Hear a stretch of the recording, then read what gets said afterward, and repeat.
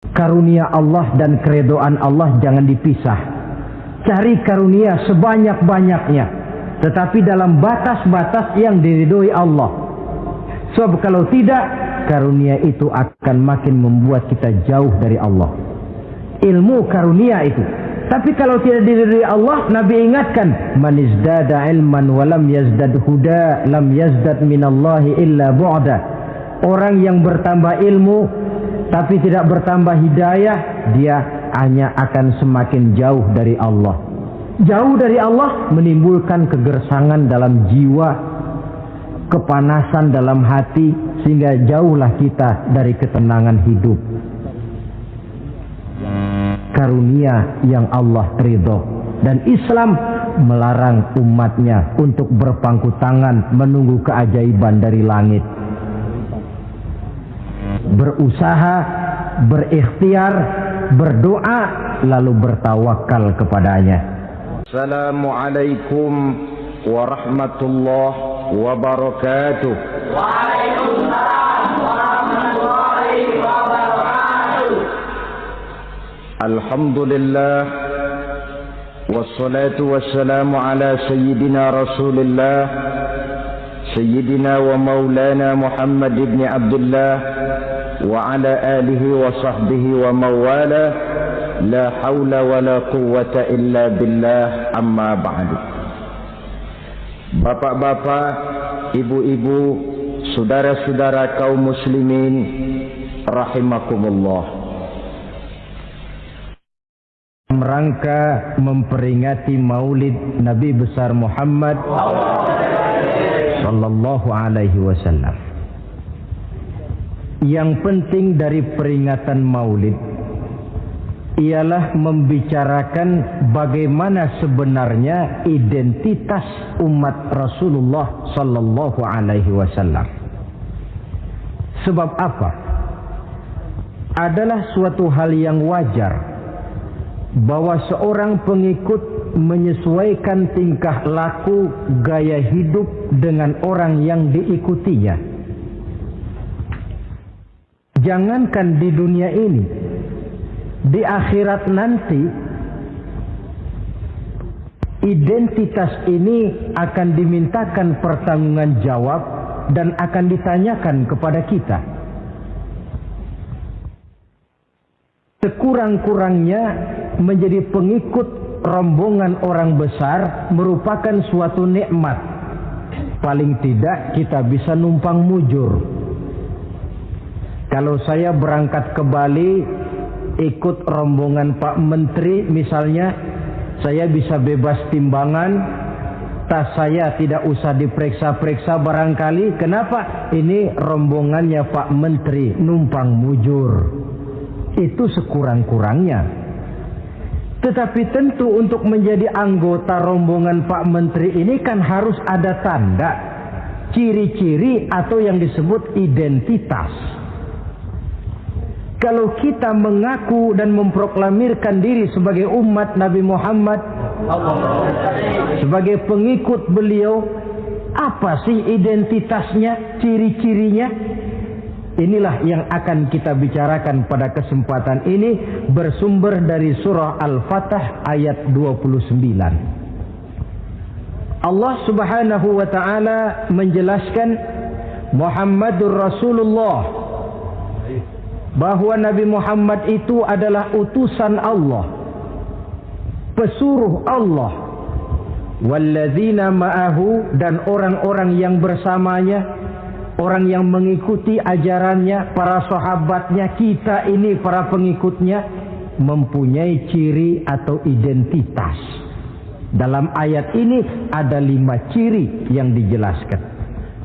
Pertama, asyidda'u 'alal kuffar. Pengikut Nabi Muhammad bersikap tegas kepada orang-orang kafir. Apa artinya tegas di sini? Saudara-saudara, tegas di sini artinya bukan main marah-marahan, tidak ngajak berkelahi, bukan juga menantang perang. Tegas di sini artinya mempunyai prinsip, mempunyai garis yang nyata di dalam keyakinan beragama. Garisnya apa? Tidak lain, lakum dinukum waliyadin. Bagi Tuhan agama Tuhan, bagi kami agama kami. Silahkan Tuhan melaksanakan agama Tuhan, kami akan melaksanakan agama kami. Kami menghormati Tuhan, Tuhan pun menghormati kami. Tetapi soal agama tidak usah dicampur adukkan. Identitas semacam ini perlu kita tegakkan kembali. Sebab apa? Sebab di zaman sekarang orang mulai mengaburkan nilai-nilai kebenaran dari agama, yang pada akhirnya menanamkan sikap ngambang terhadap agama. Misalnya kita ini dibuai dengan kalimat yang kelihatannya bagus tapi sebenarnya mengandung racun. Kata orang, jangan fanatik, semua agama kan bagus, semua agama benar, semua agama thayyib. Terus terang saja, saya bukan tidak setuju dengan kalimat itu. Saya beranggapan kalimat itu belum sempurna. Semua agama benar, jangan titik di situ, itu baru sekedar koma. Semua agama benar, koma, bagi penganutnya masing-masing, titik. Semua agama baik, koma, bagi penganutnya masing-masing, titik. Bagi kita yang muslim, yang benar, Islam. Dan seorang muslim yang berani membenarkan semua agama, seorang muslim yang berani berkata semua agama benar, sekurang-kurangnya munafik kalau tidak menjadi murtad. Wah Pak, itu namanya fanatik dong. Betul. Yang tidak boleh kan fanatik kepada suku, yang tidak boleh kan fanatik kepada guru, tapi fanatik kepada agama dalam arti berpegang teguh kepada agama merupakan bagian daripada kehidupan beragama. Hanyalah kalau umat Islam ini fanatik dengan agamanya, dia akan konsekuen, baik melaksanakan, mengamalkan maupun mengembangkan agamanya. Saya cinta kepada suku saya, tapi tidak lalu fanatik. Cinta suku boleh, fanatik kepada suku salah.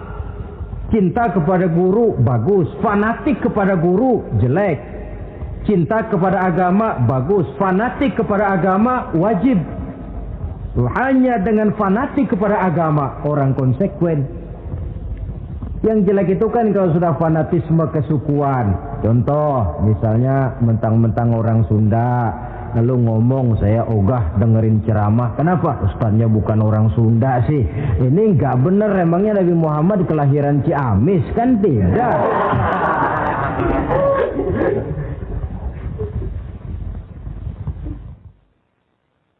Toleransi ada tempatnya,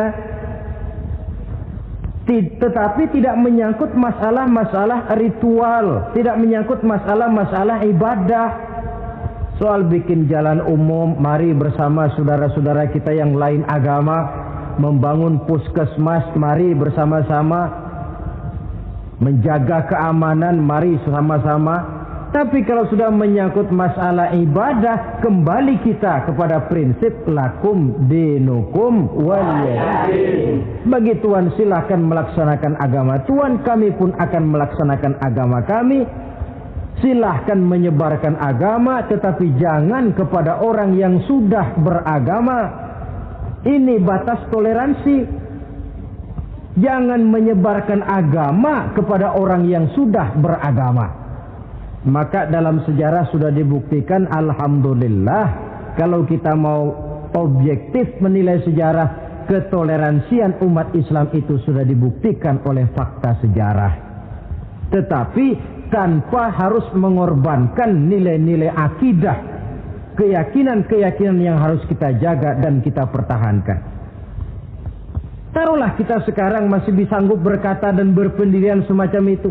Anak kita, keturunan kita, generasi yang akan datang, jikalau ditanamkan rasa ngambang terhadap agama, lambat laun akan makin tipis nilai-nilai religius itu melekat di dalam jiwanya. Dan akibatnya akan rawan kemajuan macam apapun, modernisasi macam apapun, kalau sudah terlepas dari kaitan kehidupan beragama, tidak akan banyak menolong untuk mensejahterakan umat manusia. Asyidda'u 'alal kuffar, bersikap tegas kepada orang-orang kafir. Ini sikap yang pertama, identitas yang pertama. Yang kedua, ruhama'u bainahum, kasih sayang kepada sesama mereka. Kalau kepada orang kafir tegasnya bukan main, tapi kembali ke dalam, kembali kepada sesama muslim, kasih sayang setengah mati. Saling asah, saling asih, saling asuh, saling mengalah buat kepentingan yang lain. Ini sudah dicontohkan dalam sejarah ketika Rasulullah dan para sahabat hijrah ke Madinah. Orang Madinah yang menyambut kedatangan orang Makkah itu kan disebut Ansor. Betul apa betul? Nah, orang Makkah ini yang hijrah ke Madinah disebut kaum Muhajirin. Apa orang Madinah menyambut kedatangan orang Mekah itu mentang-mentang orang asli Madinah lalu tolak pinggang? Kamu kemari pendatang ya, awas jangan bertingkah. Tidak. Masing-masing malah mencari saudara. Karena apa? Persaudaraan dalam Islam diikat dengan akidah. Artinya ini dari manapun orang datang, apapun warna kulitnya, bahasa apapun yang dia pakai, jikalau akidahnya sama, dia saudara kita. Hadirin, terus terang saja ya, banyak orang-orang yang tidak senang kalau melihat umat Islam sampai bersatu. Maka segala macam cara mereka lakukan agar kita jangan bersatu. Terang-terangan menghantam Islam, tidak mungkin orang berani. Kenapa? Saya pikir sebodoh-bodohnya umat Islam, dia masih fanatik sama agamanya. Dia masih sanggup bilang, mas gue emang gak sembayang, tapi agama gue lu hina, gue bacok lu. Itu kan positif, fanatisme agama namanya. Maka orang menghantam Islam itu lalu gak berani terang-terangan. Caranya, belajar dari Van der Plas, belajar dari Snokor-Gronya. Mau menghantam Islam, masuk ke tengah-tengah umat Islam. Pakai peci, kalau perlu pakai sorban, pakai sorban. Tak bisa assalamualaikum, latihan assalamualaikum. Hantam Islam dari dalam. Caranya, kalau perlu dibuatkan merek-merek Islam. Yang mereknya Islam tapi tujuannya bikin kacau dalam Islam. Muncullah yang namanya Islam ingkar sunnah. Muncul yang namanya Islam sejati. Islam. Mereknya Islam, tujuannya bikin kacau dalam Islam. Kalau dia sudah mengkafirkan orang lain yang tidak sepaham dengan dia, tidak mau bermakmum kepada orang yang sepaham dengan dia. Kalau cara ini tidak kena, mereka putar lagu lama. Apa lagu lama itu? Lagu khilafiyah. Lagu lama itu supaya kita sengketa sesama kita, mempersoalkan hal-hal kecil. Waktu terbuang, energi habis untuk mempermasalahkan hal yang tak pernah kunjung selesai. Sering kejadian toh di kampung-kampung. Yang satu pakai usolli, yang satu tidak, lalu pisah RT. Yang satu azan sekali Jumatan, yang satu 2 kali, lalu bangun masjid lagi. Yang satu kunut, yang satu tidak, asah golok. Persoalan yang semacam ini sampai kiamat tidak akan kunjung selesai. Oleh karena itu potensi yang besar ini tidak tersalurkan dengan wajar karena kita centang perenang di dalam, tidak pandai menjaga kesatuan dan persatuan sebagai modal dasar untuk berbuat yang lebih baik.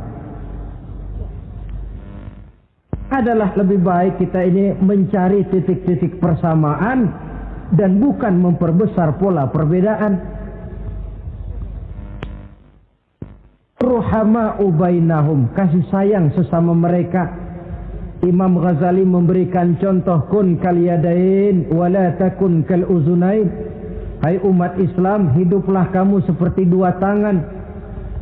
Saling asah, saling asih, saling asuh, saling mengalah buat kepentingan yang lain. Coba lihat dua tangan kita, rukunnya bukan main. Kalau tangan kanan maju ke depan, kata yang kiri, oke, saya mengalah. Dia mundur ke belakang. Kiri di depan, kata kanan, sekarang giliran saya ngalah. Dia mundur ke belakang. Akhirnya kita jalan lenggang. Enak nggak dilihat orang? Coba kalau nggak ada yang mau ngalah. Tangan kanan ke depan, kata yang kiri, gue juga bisa. Dia ke depan lagi. Depan kayak robot kita jalan. Lalu mekanisme kerjanya, tangan kanan kerjanya bagus-bagus toh. Salaman tangan kanan, tanda tangan kanan, hitung duit tangan kanan, ambil kue tangan kanan. Kiri nggak pernah protes, tahu posisi. Memang tugas saya bidang pembersihan, ya pembersihan saja dilakoni. Artinya apa ini? Yang satu dengan yang lain saling memperkuat walaupun komposisinya berbeda. Dicontohkan dalam perjalanan kehidupan sahabat Nabi. Sahabat Nabi yang paling terkenal itu 4 orang. Sayyidina Abu Bakar, Sayyidina Umar bin Khattab, Sayyidina Utsman bin Affan, Sayyidina Ali bin Abi Thalib. 4 sahabat ini kalau kita lihat komposisinya, keahliannya lain-lain. Coba, ada Sayyidina Abu Bakar, ini sahabat merangkap mertua. Kalau bahasa sekarang, Abu Bakar ini disebut kiai diplomat. Kiai karena beliau orang alim, diplomat karena pandai bersiasat, ahli politik. Kemampuan berpolitiknya digunakan buat kepentingan agama. Sebab siapapun yang berpolitik untuk kepentingan agama, tentu kita doakan. Tetapi siapapun yang jual agama untuk kepentingan politik, kita juga berdoa. Cuma tentu doanya lain dengan yang berpolitik buat agama tadi. Saudara hadirin yang saya hormati, ada Umar bin Khattab. Ini kalau bahasa sekarang disebut imam jenderal ini. Imam tapi jenderal, jenderal tapi imam. Kenapa imam? Karena dia mampu memimpin jamaah di masjid.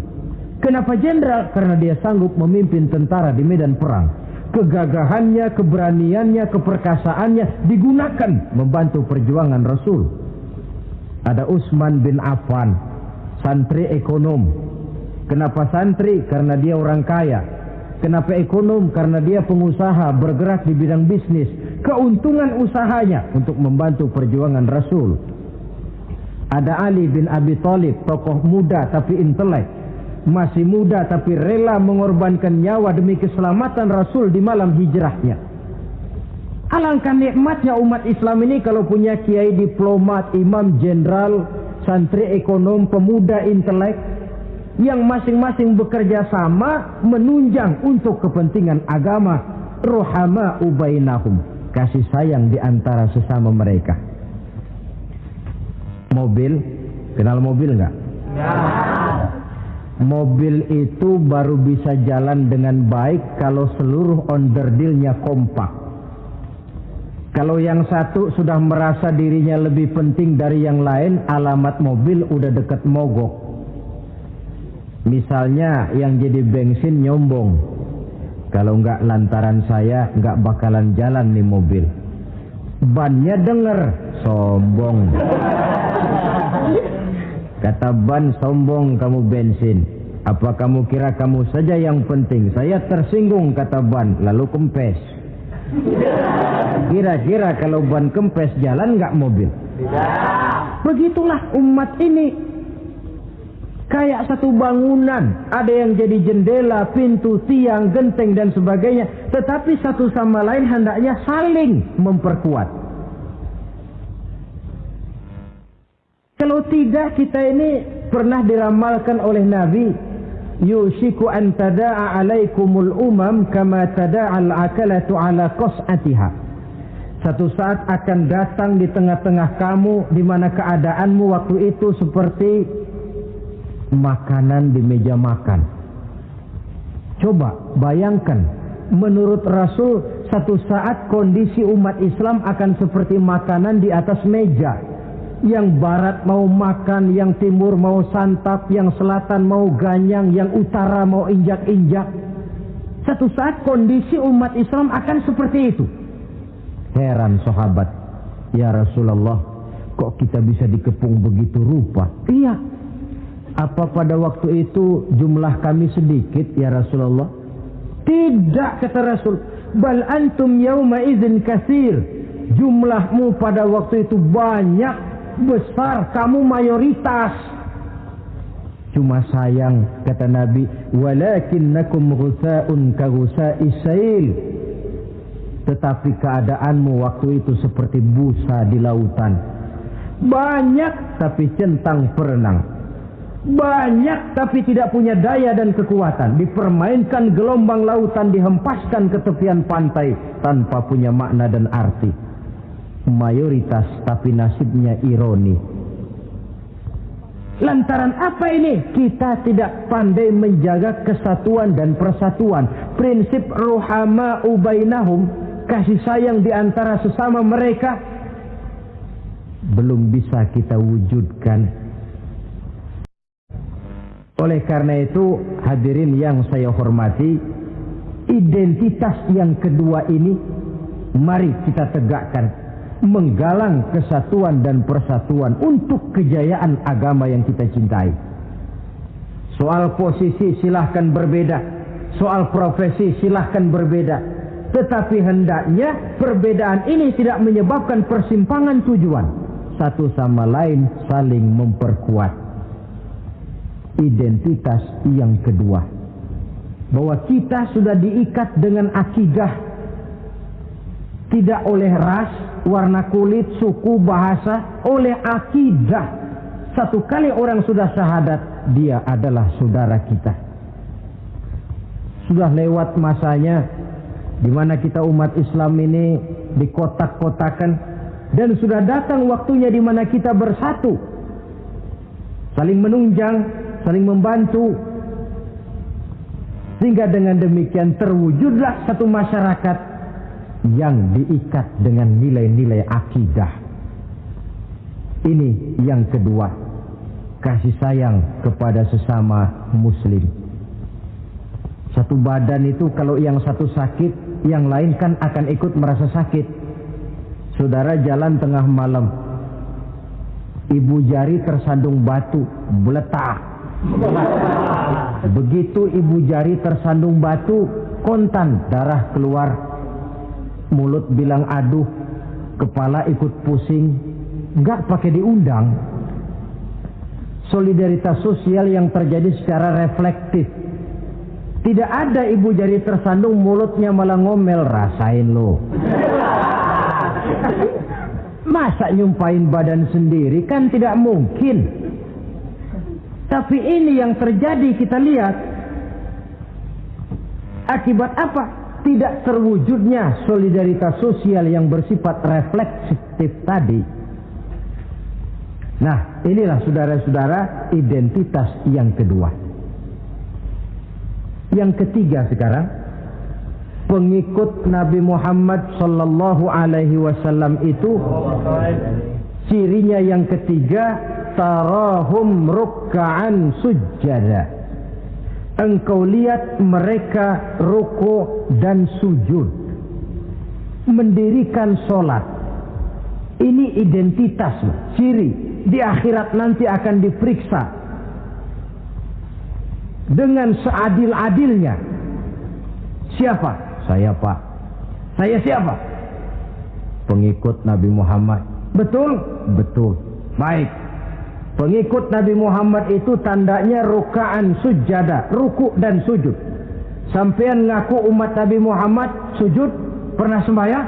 Sembahyang juga, Pak. Berapa kali? Gak banyak-banyak, Pak, setahun 2 kali.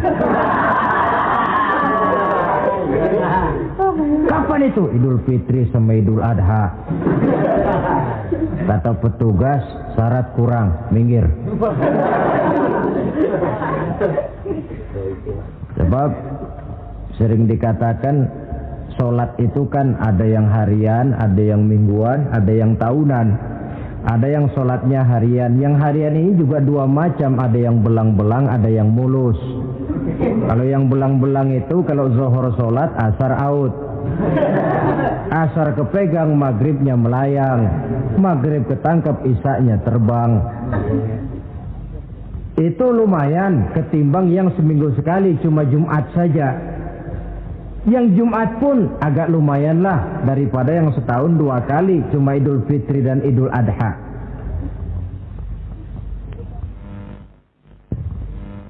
Tetapi bagaimanapun juga sholat ini memang merupakan keperluan dalam kehidupan kita. Ciri identitas yang memperkaya kepribadian. Pengikut Nabi orangnya ruku dan sujud. Sehingga di zaman sahabat tadi kondisi mereka digambarkan kalau siang seperti kuda perang, tetapi kalau malam seperti pendeta. Maksudnya apa? Di medan perang mereka gagah, tapi kalau sudah ruku dan sujud bukan main khusyuknya. Ruku dan sujud. Dengan kata lain, ciri pengikut Nabi Muhammad orangnya mendirikan sholat. Nah, masalahnya sekarang apa perlunya sholat dalam kehidupan kita? Yang jelas dia untuk menggembirakan Allah kok. Se-ASEAN orang tidak ada yang sholat, Allah tidak akan berhenti jadi Tuhan. Manfaatnya akan kembali kepada kehidupan. Nah, apa perlunya sholat dalam kehidupan kita? Ada beberapa hal yang bisa kita angkat ke permukaan tentang perlunya sholat ini. Jadi sholat itu perlunya kita. Sehingga suatu saat nanti kita tidak lagi berkata saya wajib sholat. Tapi kita akan berkata saya perlu sholat. Apa perlunya sholat dalam kehidupan kita? Pertama, sholat itu membuat orang rendah hati. Tidak melonjak menjadi angkuh dan sombong. Yang kedua, sholat itu membuat orang tahu diri. Yang ketiga, sholat itu mendatangkan ketenangan jiwa dan ketentraman batin lantaran orang punya sandaran vertikal kepada Allah. Sehingga agama menekankan benar ini bukan cuma untuk kita, tapi juga anak kita, keturunan kita. Sehingga Nabi mengajarkan, ajari didik anak-anakmu sholat pada umur 7 tahun. Kalau umur 10 tahun mereka sudah berani meninggalkan sholat, pukul.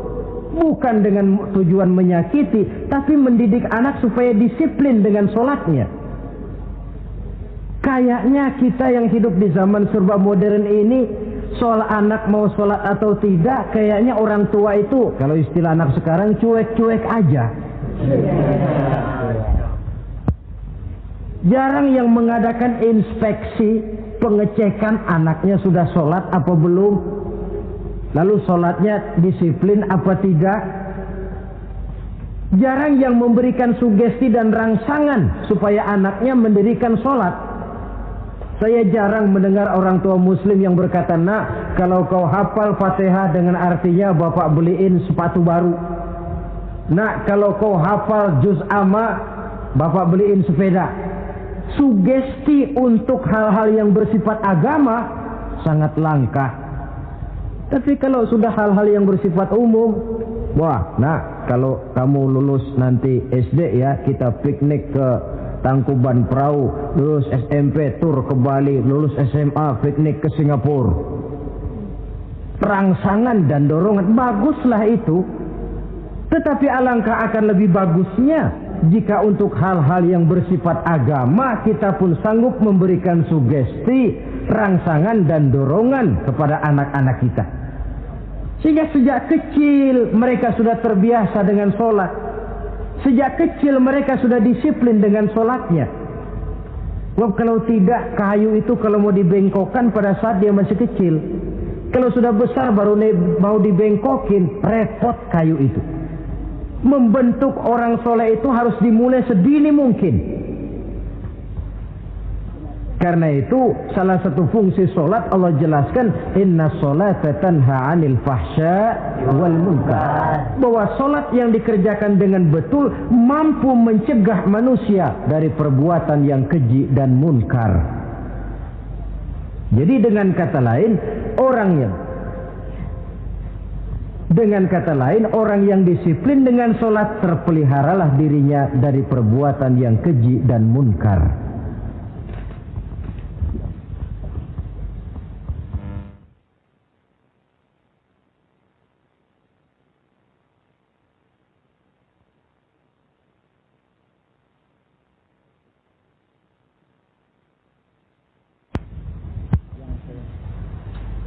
Hadirin yang saya hormati, suatu kenyataan barangkali yang memang tidak bisa kita pungkiri, bahwa kemajuan ilmu pengetahuan dan teknologi sekarang ini makin mengagumkan.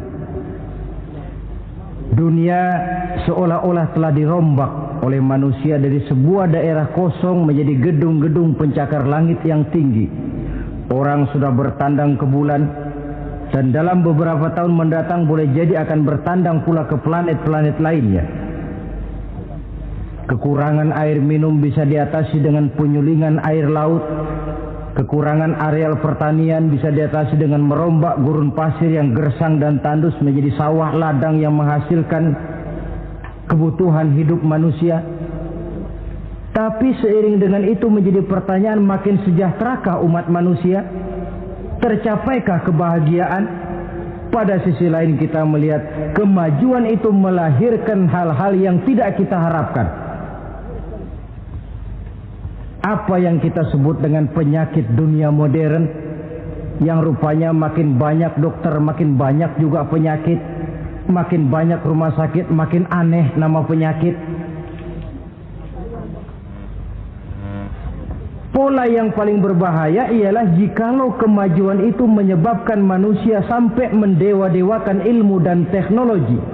Dan ini yang sering saya istilahkan dengan berhala abad 20. Kalau dulu orang menyembah berhala yang namanya Latta, Uzza, Manat, Hubal, orang zaman sekarang secara tidak langsung banyak yang menjadi penyembah komputer, penyembah sains dan teknologi, mendewa-dewakan otak, lalu lupa bahwa sepanjang yang bisa dilakukan oleh manusia adalah berusaha dan berusaha, sementara ketentuan mutlak datang dari Allah Subhanahu wa ta'ala.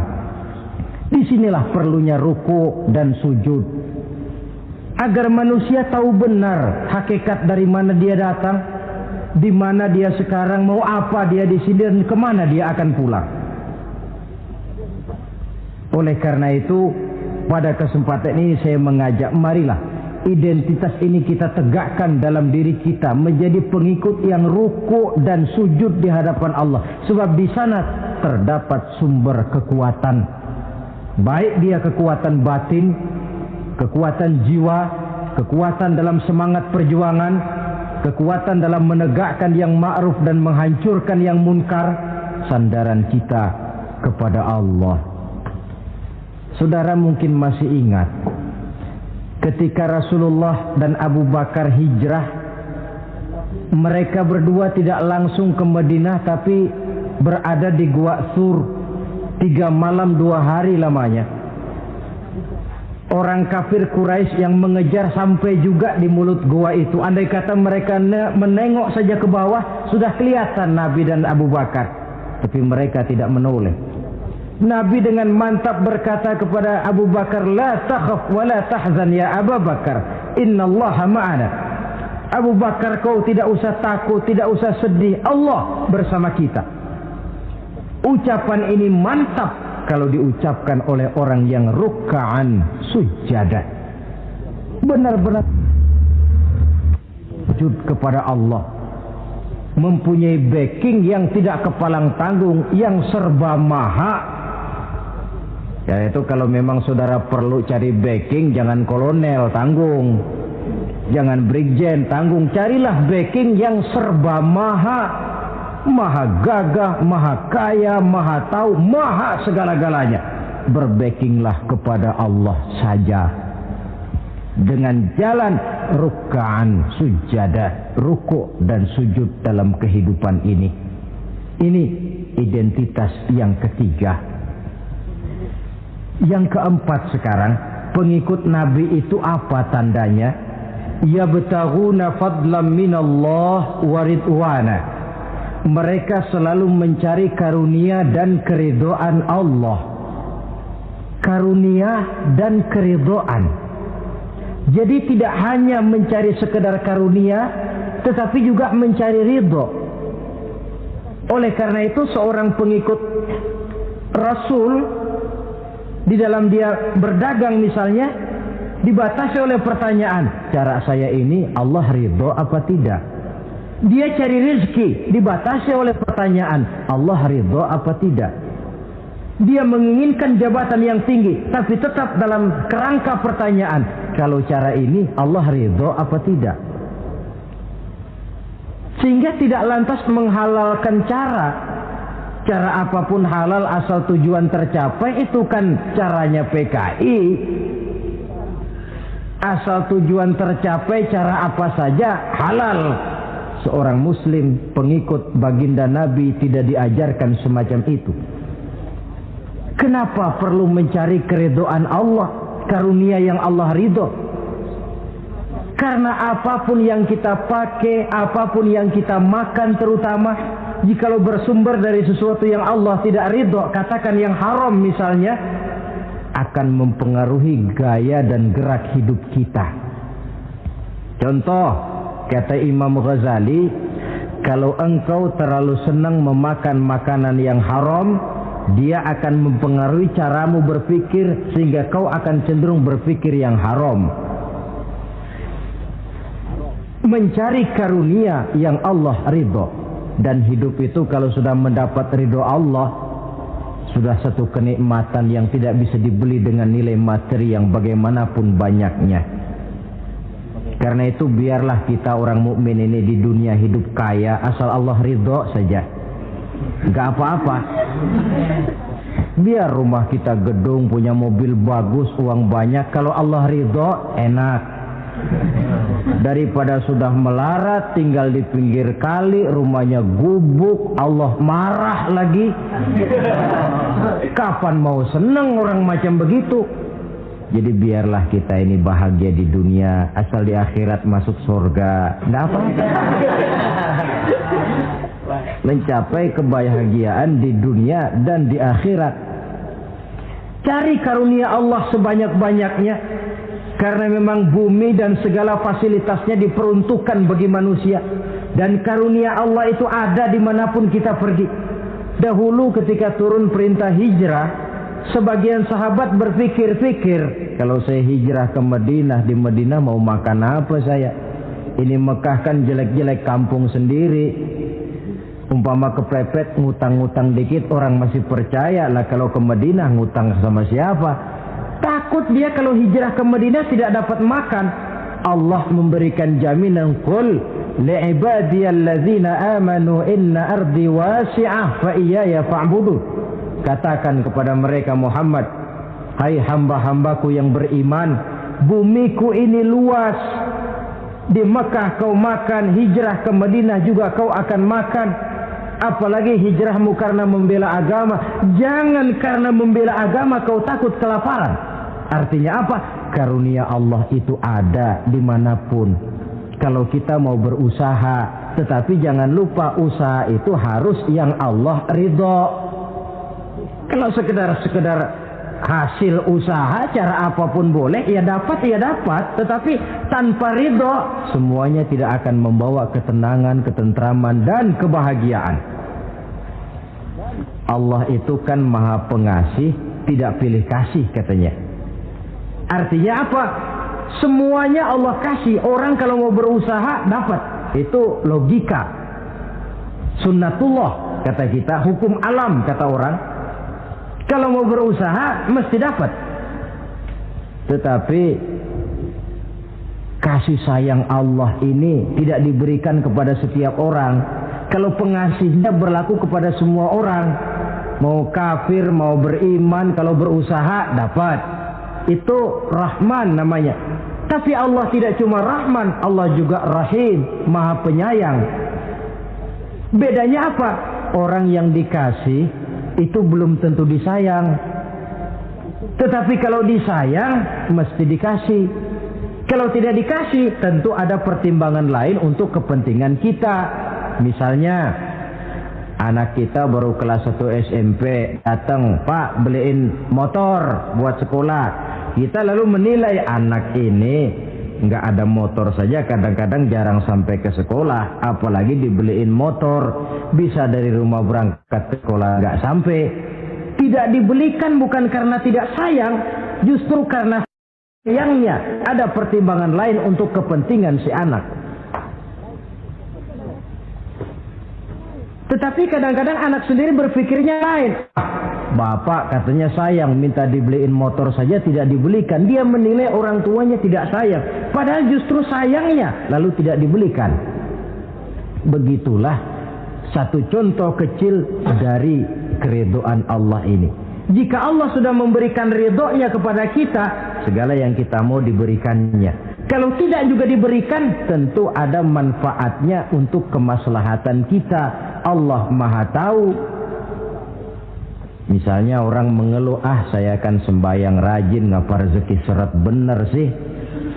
Apa saya berhenti lagi sholat?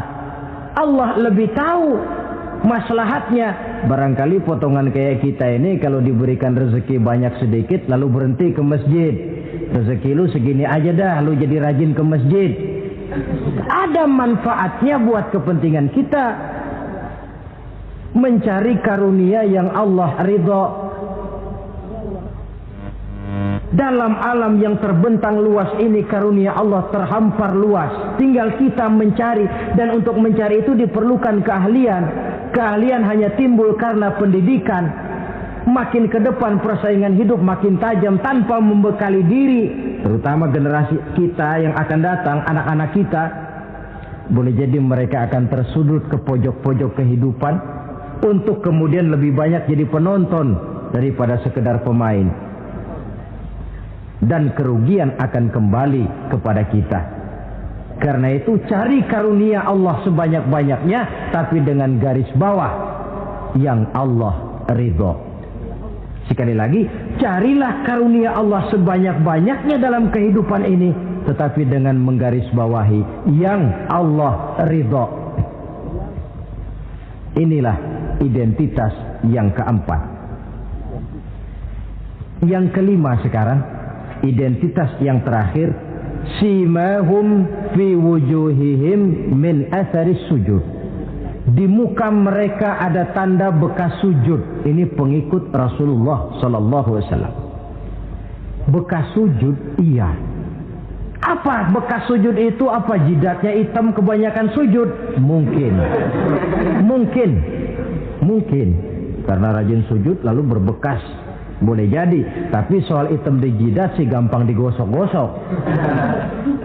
Yang terpenting asarus sujud di sini dalam bentuk sikap mental. Apa sikap mental yang saya maksud? Orang yang rajin sujud itu lalu membekas dalam kehidupannya pengaruh sujud. Apa pengaruh sujud? Karena rajin sujud timbul ikhlasnya. Kalau sudah berbuat, yang penting itu Allah. Orang lain mau tahu atau tidak, orang lain mau puji atau tidak, yang penting Allah. Sebab kalau sudah dia usolli fardal maghribi Allahu Akbar, dia tinggalkan dunia dan seluruh isinya. Naik dia menghadap Allah. Selamat tinggal sebentar dunia, nanti saya balik lagi. Yang ada cuma dia dan Allah dalam dialog langsung. Timbul keikhlasan, terjemahannya dalam kehidupan. Berbuat tanpa pamrih, tidak suka menepuk jasa dan menghitung jasa. Sebab biasa orang itu kalau sedang perang tidak sempat ngaku jadi pahlawan, tapi kalau perang sudah selesai nggak kenal bedil ngaku pahlawan. Kalau perang sedang berkecamuk, jarang yang mengaku pahlawan. Kalau sudah perang selesai, masing-masing nepuk dada. Seorang yang ikhlas, seorang yang berbuat tanpa pamrih, dan ini pengaruh sujud dalam kehidupan. Lalu apalagi timbul jujurnya. Kenapa? Kalau dia sholat zuhur 4 rakaat, lalu umpama selesai 3 rakaat dia salam, orang lain tentu tidak tahu dia korupsi 1 rakaat. Tapi kenapa tidak dia lakukan? Ada Allah sih yang tahu. Timbul kejujuran, disiplin murni yang berakar dari hatinya sendiri. Lalu apa lagi? Kesabaran. Dilatih lewat sholat. Kalau belum selesai 4 rakaat, jangan berhenti sholat isya umpamanya. Dan banyak lagi pengaruh-pengaruh asarus sujud. Ini di dunia. Di akhirat nanti kata Nabi, inna ummati ya'tuna yaumal qiyamah ghurran muhajjalin min asaril wudu. Umatku di hari kiamat nanti akan datang menghadap Allah dengan muka berseri-seri dari sebab air wudu. Mukanya bersinar-sinar karena di dunia rajin wudu. Sehingga barangkali di akhirat nggak perlu ngaku-ngaku kita. Ya Rasulullah, saya umatmu, tidak perlu. Rasulullah lihat sendiri, wah ini mukanya bersinar-sinar. Ta'ali ummati, umatku sini, umatku sini. Kalau di dunia rajin kena air wudu. Ya rajin wudu artinya kan rajin sholat. Masa ada orang wudu aja nggak sholat, kan model. Kalau muka tidak pernah tersentuh wudu, kalau muka tidak pernah sujud, teriak-teriak kita mengaku, ya Rasulullah saya umatmu ya Rasulullah. Kata Rasulullah, nggak ada umat saya yang dekil kayak sampean.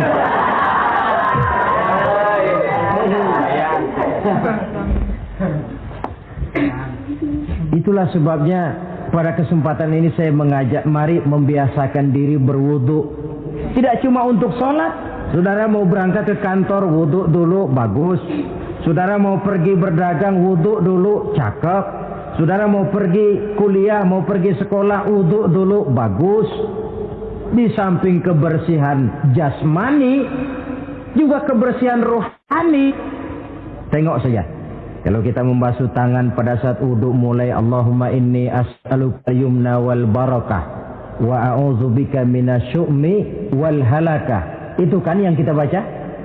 Ya Allah, saya mohon keberkahan di dua tangan ini, supaya tangan ini kalau dibawa dagang untung, dibawa menanam lalu panen, dibawa berusaha menghasilkan rezeki. Dan saya berlindung kepadamu ya Allah, jangan sampai tangan ini membawa kesialan dan kecelakaan. Berlindung kepada Allah jangan sampai jadi punya tangan sial. Dipakai dagang rugi, dipakai nanam pohonan mati, dipakai mukul orang mati. Tangan sial. Dari itu saja sudah memberikan sugesti untuk rohani kita. Kebersihan jasmani, kebersihan rohani terpelihara karena wudu. Jadi asarus sujud, pengaruh sujud membekas di dalam kehidupan. Sehingga oleh Syekh Muhammad Abduh dijelaskan, walikulli ibadatin minal ibadati sahihah asarun fi taqwimi akhlaqil qaimi biha wa tahzibi nafsihi. Setiap ibadah yang dikerjakan dengan betul pasti mempunyai pengaruh yang nyata dalam meluruskan moral akhlak orang yang melaksanakan ibadah itu sendiri. Jadi sujud kita betul apa tidak? Lihat saja pengaruhnya dalam kehidupan kita. Sholat kita sudah betul apa tidak? Lihat saja pengaruhnya dalam kehidupan kita. Kalau sujud ya sujud, tapi judi jalan juga, nah, sujudnya belum betul. Waktunya sholat ya sholat, waktunya mabuk, sholatnya belum betul. Waktunya ruku ya ruku, giliran nyolong, sholatnya belum betul. Sebab sholat yang dikerjakan dengan betul, sujud yang dikerjakan yang punya pengaruh nyata dalam kehidupan, kelihatan bekasnya dari tingkah laku dan gerak kita di dalam menelusuri kegiatan hidup ini. Maaf, dengan sedikit pahit barangkali kita memang harus berkata, masih banyak di antara kita umat Islam ini yang melaksanakan ibadah hanya dengan prinsip asal sekedar gugur kewajiban. Perkara ada pengaruhnya atau tidak dalam diri kita, kita malas untuk mengadakan evaluasi. Akibatnya ibadah yang kita kerjakan tidak mempunyai pengaruh dalam membentuk kepribadian kita. Orang yang mengucapkan syahadat ada pengaruh dalam jiwanya. Orang yang mendirikan sholat ada pengaruh dalam membentuk kepribadiannya. Orang yang melaksanakan puasa ada pengaruh dalam perkembangan jiwanya. Orang yang mengeluarkan zakat ada pengaruhnya dalam mengelola hartanya. Orang yang melaksanakan ibadah haji ada perubahan dalam kegiatan hidupnya. Dari yang negatif kepada yang positif tentunya. Simahum fi wujuhihim min athari sujud. Di muka mereka, di muka pengikut Rasulullah ini ada tanda pengaruh bekas sujud. Karena rajinnya dia melaksanakan sujud di dalam kehidupan ini. Nampak pengaruh yang nyata di dalam kehidupannya, dalam gerak dan tingkah lakunya.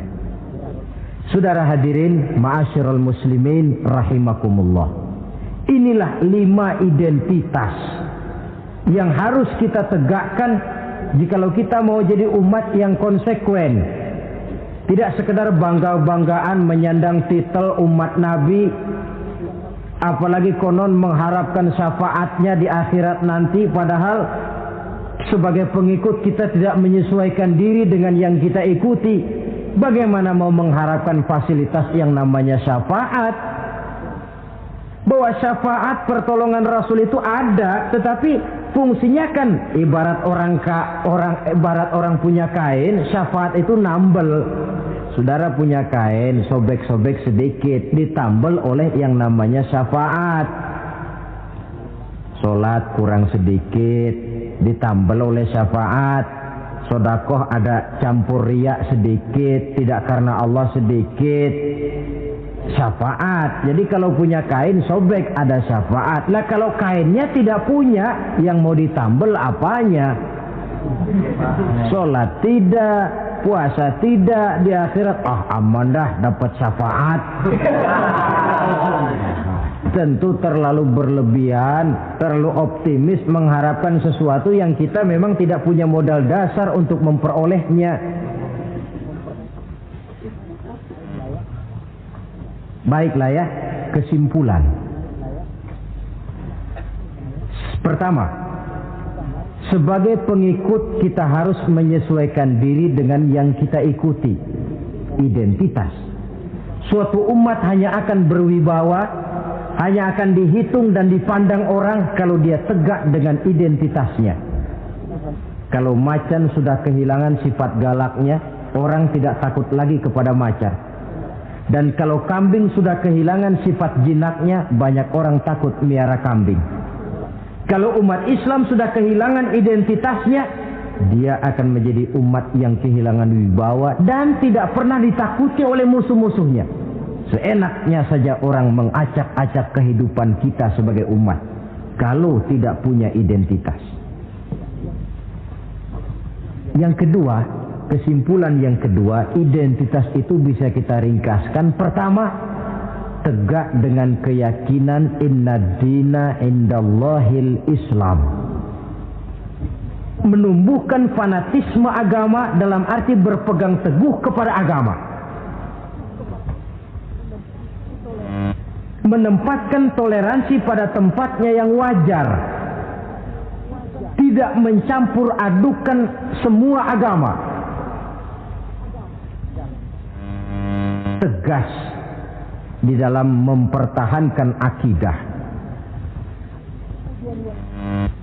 Kemudian yang ketiga, perlu menegakkan solidaritas sosial yang bersifat reflektif untuk menegakkan wibawa kita sebagai umat, supaya potensi dari umat yang mayoritas ini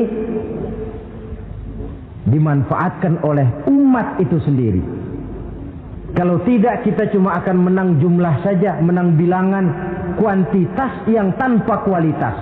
Dan kalau ini yang terjadi, nasib kita akan seperti buih di lautan. Banyak, tapi kata orang kampung cuma menang groyokan. Tidak punya daya dan kekuatan, dicampakkan orang ke kiri dan ke kanan, hanyut oleh arus. Bukan menciptakan arus, tapi malah hanyut oleh arus. Bukan menciptakan model, tapi malah mengikuti model. Bukan menciptakan irama tersendiri, malah diatur oleh irama orang lain. Ini yang menyebabkan ironi. Tegaklah dengan kesatuan dan persatuan, dengan lebih memperbanyak mencari titik-titik persamaan dan bukan memperbesar titik-titik perbedaan. Yang keempat, rukuk dan sujud sebagai sandaran vertikal kepada Allah. Selama kita umat ini masih rajin rukuk dan sujud, Selama itu pula nilai optimisme masih ada dalam jiwa dan diri kita. Ya Allah, persilahkan orang memperlakukan kami sesuka hatinya, tapi kami yakin ya Allah Engkau tidak akan mendiamkan. Satu saat pertolonganmu mesti datang. Itu akan mantap kita ucapkan kalau kita melaksanakan ruku dan sujud. Tertimpa tangga, jatuhnya sakit, ketimpa tangga lagi, musibah yang beruntun. Ruku dan sujud sebagai sandaran vertikal. Yang kelima, karunia Allah dan keredoan Allah jangan dipisah. Cari karunia sebanyak-banyaknya, tetapi dalam batas-batas yang diridhoi Allah. Sebab kalau tidak, karunia itu akan makin membuat kita jauh dari Allah. Ilmu karunia itu. Tapi kalau tidak diridhoi Allah, Nabi ingatkan, man izdada ilman wa lam yazdad huda, lam yazdad minallahi illa bu'da. Orang yang bertambah ilmu tapi tidak bertambah hidayah, dia hanya akan semakin jauh dari Allah. Jauh dari Allah menimbulkan kegersangan dalam jiwa, kepanasan dalam hati, sehingga jauhlah kita dari ketenangan hidup. Karunia yang Allah ridho, dan Islam melarang umatnya untuk berpangku tangan menunggu keajaiban dari langit. Berusaha, berikhtiar, berdoa, lalu bertawakal kepadanya. Yang terakhir, hendaknya ibadah yang kita kerjakan dievaluir, ditinjau kembali apa pengaruhnya dalam kehidupan kita. Sebab setelah selesai melaksanakan suatu ibadah, hendaknya nilai ajaran yang terkandung dalam ibadah itu bisa kita terjemahkan dalam kehidupan kita.